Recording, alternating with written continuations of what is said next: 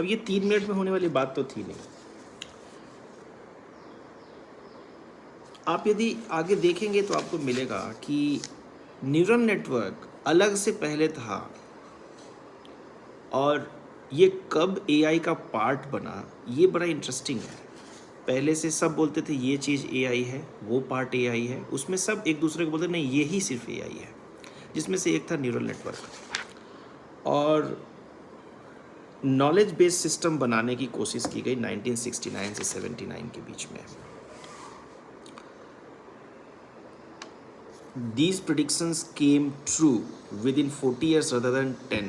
तो एक बात समझना है कि बहुत से बात जो माना गया कि 10 साल में होगा, थोड़ा वक्त लगा। क्यों लगा? आप भी जरा इस पर पढ़िएगा, आप नेट पे भी सर्च कर सकते हैं।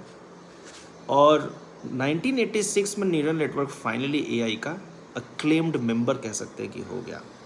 बहुत पे इस पर अप डाउन हुआ। इस बीच में ये भी रहा कि AI will be industry thing और लैब थिंग। 1980 में एआई इंडस्ट्री का पार्ट बन गया, 80 में।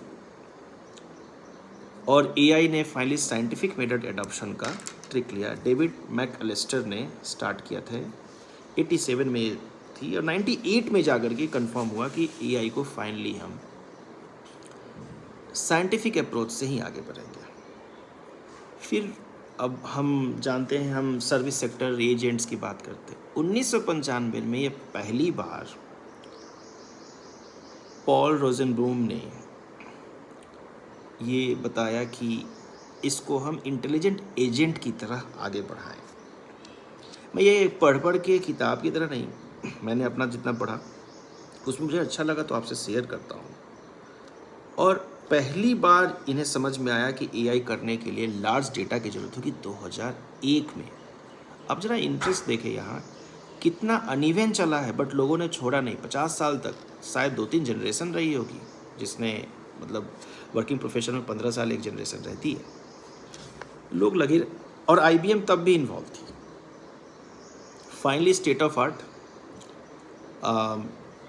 Speech recognition, autonomous planning and scheduling, game playing, spam fighting, logistic planning, robotics, machine translation, ये सब हमारे 2007-8 तक हो चुका था, हो रहा था।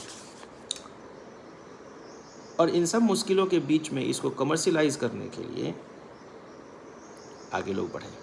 सबसे इंटरेस्टिंग, पहला इसका ट्रेस मिलता है 400 बीसी में, जहाँ किसी फिलोसोफर ने प्रपोज किया कि आर्टिफिशियल थिंकिंग और आर्टिफिशियल इंटेलिजेंस मैथ के थ्रू पॉसिबल है।